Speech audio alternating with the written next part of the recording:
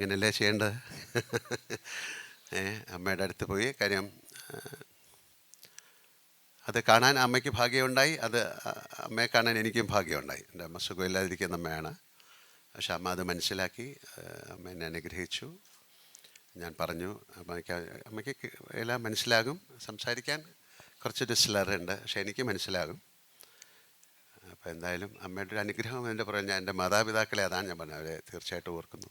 എൻ്റെ കുടുംബം എന്ന് പറഞ്ഞാൽ അതുകൊണ്ടാണ്. അമ്മയുടെ അനുഗ്രഹം എനിക്ക് മാത്രമല്ല നിങ്ങൾ എല്ലാവർക്കും ഉള്ള കാര്യം തന്നെയാണ്. അപ്പോൾ അമ്മയുടെ അനുഗ്രഹം വാങ്ങിച്ചിട്ടാണ് ഇങ്ങോട്ട് വന്നത്.